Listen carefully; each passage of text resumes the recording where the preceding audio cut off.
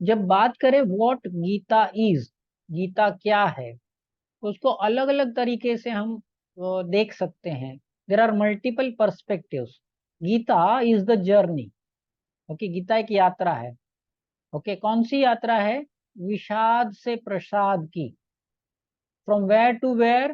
From Dvaita, Dvaita to अद्वैत, और विषाद to Prasad. Okay, now ये कैसे है? पहले अध्याय का नाम ही है अर्जुन विषाद योग। अर्जुन को मोह के कारण क्या हो गया? एक टाइप का डिप्रेशन आ गया, है ना, इसीलिए वो कहने लगा कि मैं नहीं लड़ूंगा। तो विषाद में था। जर्नी चालू हुई और ट्रांसफॉर्मेशन होते गया। तो लास्ट में क्या हुआ? नष्टो मोहः स्मृतिर्लब्ध्वा त्वत्प्रसादान्, प्रसादान् मयाच्युत स्थितोऽस्मि गतसन्देहः करिष्ये वचनं तव। हे भगवान, मेरा मोह चला गया। अज्ञान के कारण आया हुआ मोह चला गया। नष्टो मोह स्मृतिर्लब्ध्वा, मुझे स्मृति मिल गई, मेरी याददाश्त वापस आ गई। कौन सी याददाश्त? ये कोई हिंदी फिल्म वाला नहीं है ना, कभी कभी सदमा लगता है, फिर उसको हॉस्पिटल में ले जाते हैं, फिर वो होश में आता है, फिर वो पूछता है मैं कहाँ हूँ, है ना, ऐसा वाला नहीं है। उसको स्मृति आ गई। कौन सी? What is real and what is unreal, what is eternal and what is temporary. तो उसको समझ में आ गया। नित्यानित्य वस्तु विवेक उसको समझ में आया, इसलिए उसे बहुत प्रसन्नता हुई। प्रसाद अस्तु प्रसन्नता। प्रसाद ये कोई सिर्फ खाने वाली चीज नहीं है जिससे आपके मन को प्रसन्नता मिलती है। लेकिन कैसी प्रसन्नता? वो सात्विक होनी चाहिए। नहीं तो कोई कहेगा मुझे किसी का मर्डर करने में मजा आती है, इट इज नॉट अ प्रसन्नता, इट्स अ तामसिकता। ठीक है। सो the moral of the story is, when you are getting the pure prasad, then your journey transforms from dvaita, duality, to monotheism, advaita। उसके बाद भगवान भी नहीं है, क्योंकि भक्त भी नहीं है, दोनों मर्ज हो गए। पहले क्या था? यहाँ पर वेव्स थे, तरंगे थी, लहरें थी। और यहाँ पर क्या था? दरिया था, ओशन था, है ना। लेकिन दोनों जब एक दूसरे में सम्मिलित हो गए तो क्या हो गया? न तरंगे रही, इसके लिए न दरिया रहा, अब सिर्फ रह गया क्या? पानी। So neither there is a ocean, nor there are what, तरंग, है ना, waves. So what remains is the water. That Bhagavad Gita teaches us.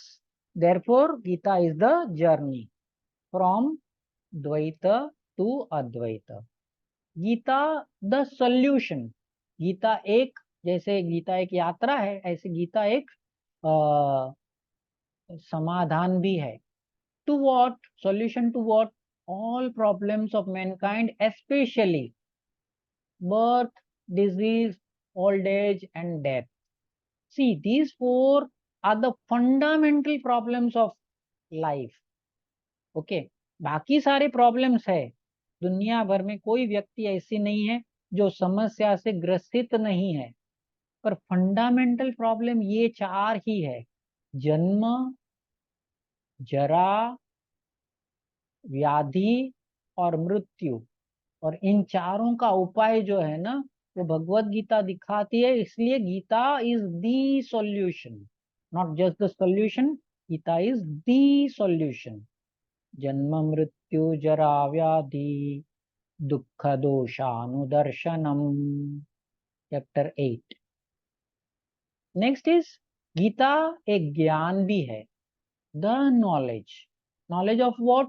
The self and the supreme.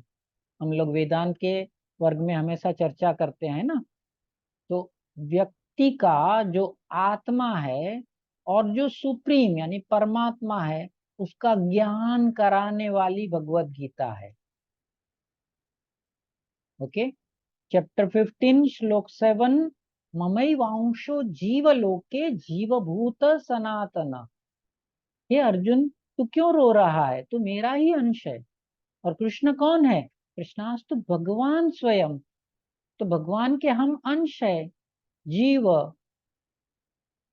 ये ज्ञान कराने वाली गीता है। इसलिए Gita is the journey, Gita is the solution, Gita is the knowledge, Gita is the guide. Guide to what? Humanity and values.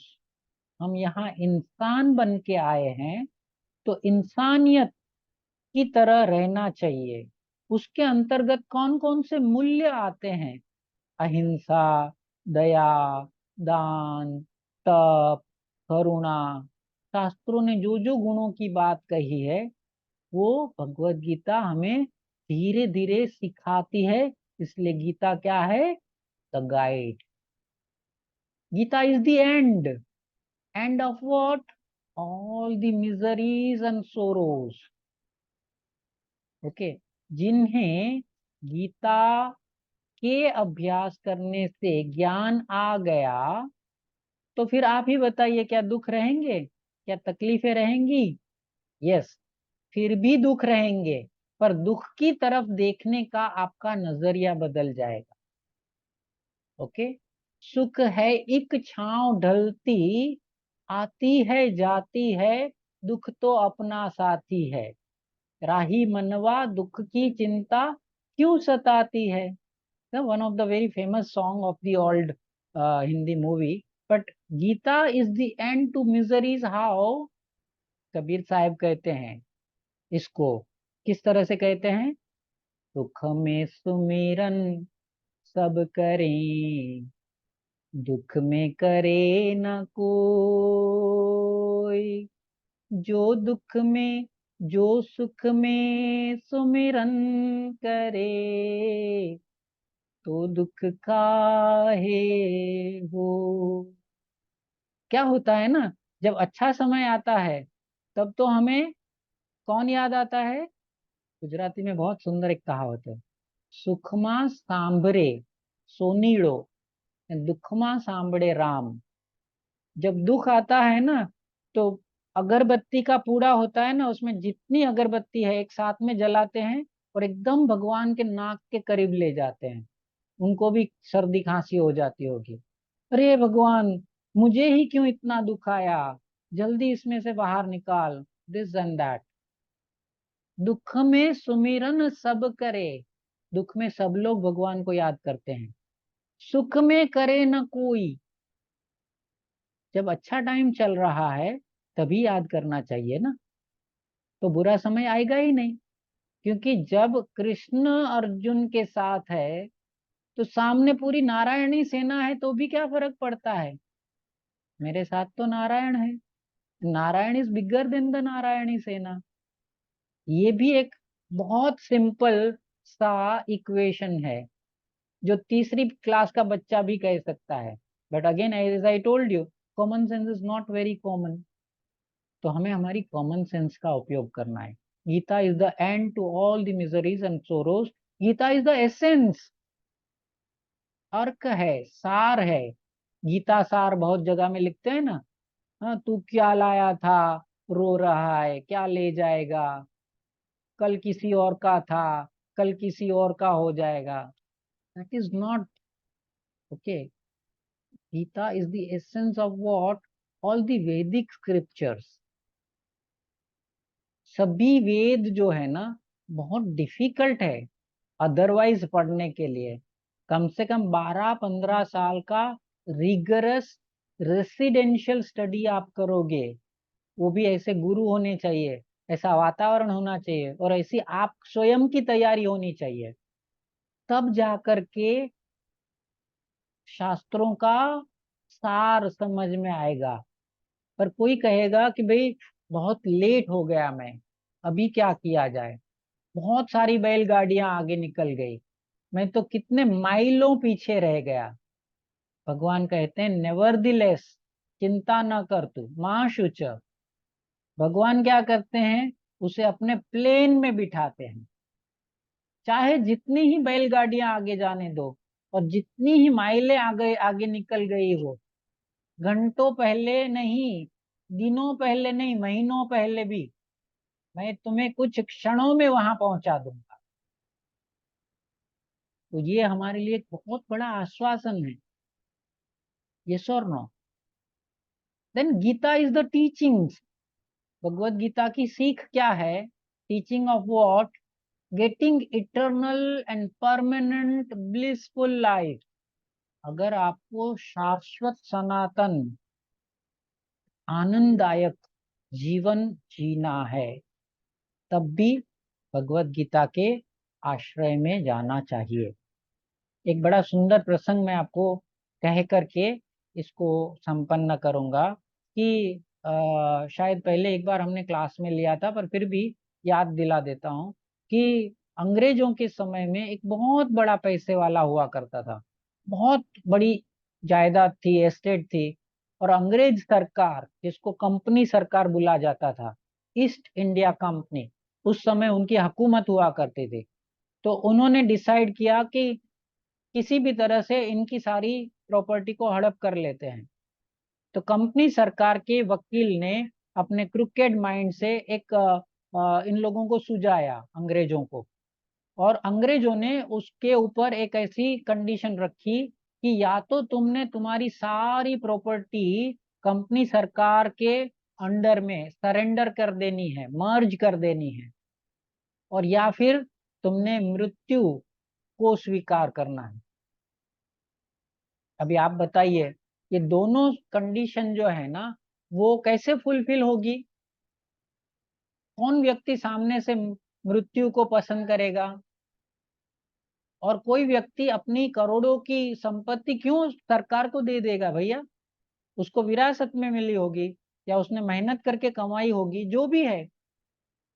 तो दोनों ही सरासर अन्याय था। अब क्या किया जाए? वो आदमी बहुत चिंतित था, इतनी प्रॉपर्टी होने के बावजूद। तब किसी ने उनको सलाह दी कि आप लोकमान्य तिलक के पास क्यों नहीं जाते हैं?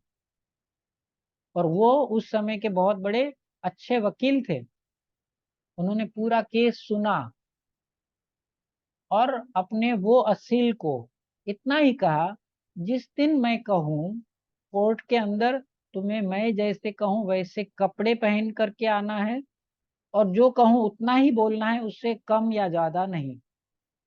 अब इन्होंने सोचा कि ऐसा करने से भी अगर मेरा ये बच जाता है। वो एग्री हुए। फिर कंपनी सरकार के वकील ने कोर्ट के अंदर दलील रखी कि जज साहब, केस एकदम क्लियर है कि या तो ये व्यक्ति ने मर जाना है, और या ये सारी प्रॉपर्टीज को सरेंडर कर दे। अननेसेसरी ये हमारा और कोर्ट का टाइम वेस्ट कर रहा है, तो आप जल्दी से जल्दी इसके ऊपर निर्णय करिए। उस समय और कोई तो आर्ग्यूमेंट थी ही नहीं। तब इस व्यक्ति के, इस धनाढ्य व्यक्ति के जो वकील, जो लोकमान्य तिलक थे, वो खड़े हुए और जज से कहा, 1 मिनट। फिर वकील उन्होंने अपने क्लाइंट को बुलाने के लिए कहा। क्लाइंट जो है वो कटघरे में आए। तब उन्होंने सन्यासी का वेश पहना था, भगवे कपड़े पहने हुए थे। और उनसे इन्होंने जब सवाल किया, क्या क्या आपने सन्यास ले लिया है? तो जैसे सिखा के रखा था, तो उन्होंने कहा हाँ। तो लोकमान्य तिलक ने कहा, मेरा इन्वेस्टिगेशन पूरा हो गया जज साहेब। हिंदू धर्म अनुसार कोई व्यक्ति संन्यास लेता है, उसका अर्थ ही होता है वो ये संसार से मर गया है। अब संसार के साथ उसका कोई संबंध नहीं है, अब उसका दूसरा जन्म हो गया है, परंतु वो सांसारिक नहीं है। अब सांसारिक नहीं है, तो आपकी जो फर्स्ट कंडीशन है वो फुलफिल हो जाती है। वो मर गया है और आपकी तो वही मांग है। तो इसके लिए मेरे मुवक्किल को और कोई भी सजा आप नहीं सुना सकते।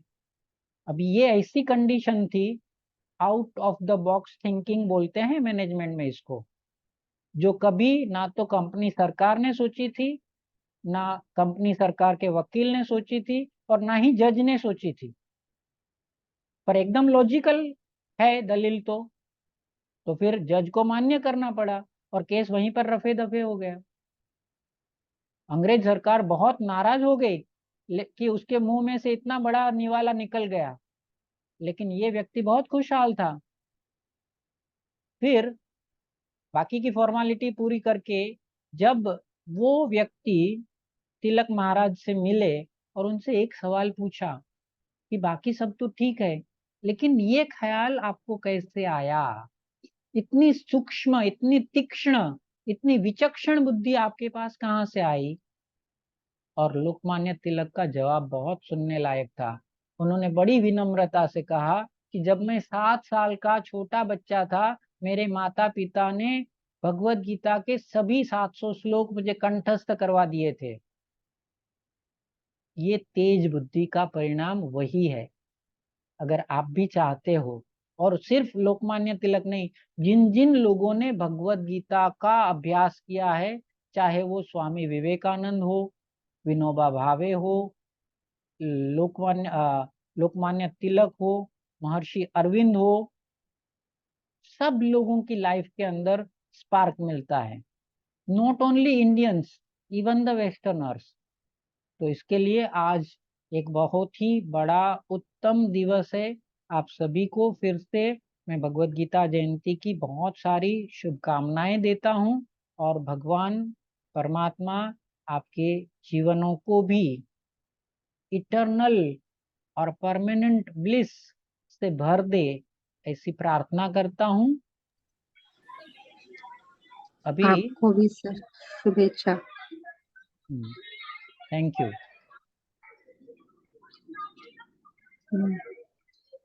सो 1 second.